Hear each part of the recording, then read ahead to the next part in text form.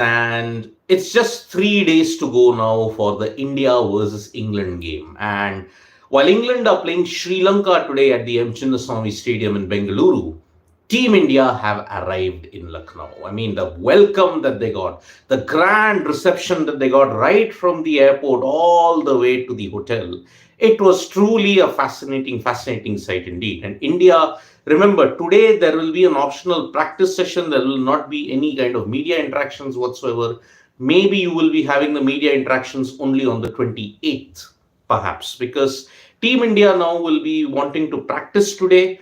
Then they will practice on the 27th, most likely, and then they will have a full-fledged practice session on the 28th. So that is the current situation that we have with the Indian cricket team. They are gearing up for their encounter in Lucknow in a big way. England, on the other hand, this match that they're going to play today against Sri Lanka is a do or die situation. If they lose this, then their title defense is all but over. But if they win this, and if they win their next game against India as well, then they have a faint chance of ensuring that they can reach the semi-finals. It still remains faint, by the way, because now England's next encounters are all going to be tough ones. England versus India, then you've got England versus Australia that will happen at the Narendra Modi Stadium. All this while you will see, because Australia are also making a surge, England will have to do it in a big way. So very vital games coming up, and it begins today. Both England and Sri Lanka are at the bottom at this point. But remember, Sri Lanka have not lost to England for nearly 20 years in the World Cup. They won in 2007, they won in 2011, they won in 2015, and they also won in 2019. So England will have to end 24 years of pain, because the last time they won was in 1999. So if they win today, they will have ended 20 years of pain against Sri Lanka. So very important match coming up at the M. Chinnaswamy Stadium. Now, Glenn Maxwell, yesterday at the Arun Jaitley Stadium in Delhi, stole the show with a brilliant performance. I mean, 40 ball 100. How devastating that can be. And the most interesting point is, he was actually sick. Glenn Maxwell was actually feeling ill, and he was wondering whether he should go out to bat. But luckily, Maxwell found enough energy to go out and bat, and boy, did he put on a tremendous exhibition of batting. However, he continued to remain ill because of one particular situation, the lights show. Now, you remember, during the mid-innings, or maybe during the innings break, or during the drinks break, there is a light show that happens all over the stadium. It's a fantastic display of lighting. It's a fantastic display of pyrotechnics that happen. But Glenn Maxwell is not a fan of that. He said, like, while I am witnessing the light show, I actually got a severe headache because of the lighting, because of the darkness, because of the brightness. It all adds up to it. He was actually suffering from a headache. That is the current situation at this point. So, Glenn Maxwell was actually having a headache. And that is the reason why he's not a big fan of these light shows, all these pyrotechnics that happen at the start. What do you think? Are these light shows really worth it? Do you think that it adds a lot of value to the ICC event? You can write to us in the comments below. One feels maybe it's a good display. Whatever lighting shows happen in the drinks break or during innings break, it actually adds a lot of color and value to it. So maybe some people are not a fan, some people are. David Warner, on the other hand, he disagreed. He said, I love the light shows. I love it because it adds a lot of value to it. Now, it is going to be very interesting about Warner's quotes, because remember, 2-3 years he's been struggling with form. He was struggling with it. But in the World Cups, he really puts on his A show. And yesterday he was asked after getting the man of the match. He stated that, I live for these kind of World Cups. I bring my A game for the World Cups because they come once in 4 years. I live for it, and that is why I want to put in my best performance. And whether he's equaled Sachin Tendulkar, he's gotten past Ricky Ponting. Now it's a straight shootout between him and Rohit Sharma as to what happens. Who gets the most centuries in a World Cup? He said, 30 years down the line, I will be very happy about that fact that he overtook Ricky Ponting. and is now level with Sachin Tendulkar. That is the feat that David Warner achieved in a big, big way yesterday in his second hometown, that is there at the Arun Jaitley Stadium. So, big, big moment indeed for David Warner and Glenn Maxwell. Australia are starting to peak at the right time. And remember, if they beat New Zealand on October 28th, man, oh man, then it throws the top four race wide open indeed. You're going to have a lot of table churners in this coming few days because remember, the next major game that could bring about a lot of changes in the table, Pakistan versus South Africa. Then you've got Australia versus New Zealand. Then you've got India versus England. If England win two games and if Australia lose to New Zealand or if they win and Pakistan beats South Africa, then you are going to see a big shuffle in the top five at this point.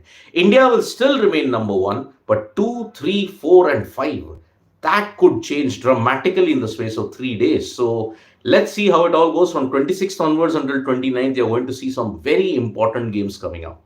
So that is from the ICC Cricket World Cup. On the other hand, when you look at other sports, you've seen a big, big development in the UEFA Champions League with Manchester City putting on a good show. Their part to the round of 16 is all but done. But you're seeing Paris Saint-Germain and AC Milan. They are really, really involved in a dogfight. So that is the situation. Manchester United, on the other hand, they put on a good show as well in the Premier League. And that's why great happenings in football at this point. UEFA Champions League is really hotting up with Manchester City already on their way to the round of 16 at this point. When you look at other sports, unfortunately, the likes of Lakshya Sen and Kidambi Srikanth, they have been knocked out of the Paris Open. Sindhu, on the other hand, she is in good form and hopefully she gets a big, big situation. So that is the thing on, I'll take some comments at this point. Pankaj Kanoja is asking me, what is the Hardik Pandya update? Now look, as we reported yesterday, and now it's confirmed, ligament injury means that Hardik Pandya is out for the next two matches. Now on 29th October, and also if you look at it on November 2nd against Sri Lanka, he's out for those two games. He's hopefully fit for the 5th November match against South Africa. He's hopefully fit. Now remember, when it comes to Indian team management updates, we cannot believe the Indian team management that well because they don't want to cause panic. They immediately don't want to rule him out because what happened? The sequence of events, Hardik Pandya got injured. Number one. Okay. He immediately went to the hospital in Pune. Then he didn't come out to bat in the entire innings after that in against Bangladesh. After the match ended, he reported to the NCA. At the NCA, he really tried to ensure that he could get back into fitness, but that didn't happen. At the NCA, he was then diagnosed with the ligament issue, and that is why the reports are that he will not be able to bowl at least until the weekend. If he manages to bowl after that, then he can be fit for the 5th game that is there, the 5th of November game against South Africa. That is the current situation regarding Hardik Pandya. But do not be surprised if he even misses the 5th game because a ligament injury in the ankle takes a lot of time to heal. And remember, 3 to 4 weeks at least, if that is the case, Hardik Pandya is not playing the league stages. If that is the case, a ligament injury, especially in an ankle, takes a lot of time to heal. So that's why Hardik Pandya race against time to be fit for November 5. If he doesn't, hopefully before the semi-final, he gets to play on November 12th against the Netherlands so that he can at least come back into big game rhythm. Remember, with his absence, 2 spots open. If the pitch is flat in Lucknow, maybe they will play with the same 11 in Dharamshala, what they had. But if the pitch is assisting turn, get Ashwin in, maybe drop Siraj, persist with Mohammad Shami. That might be the playing 11 that is there, but we don't know what pitch will be given to us in Lucknow.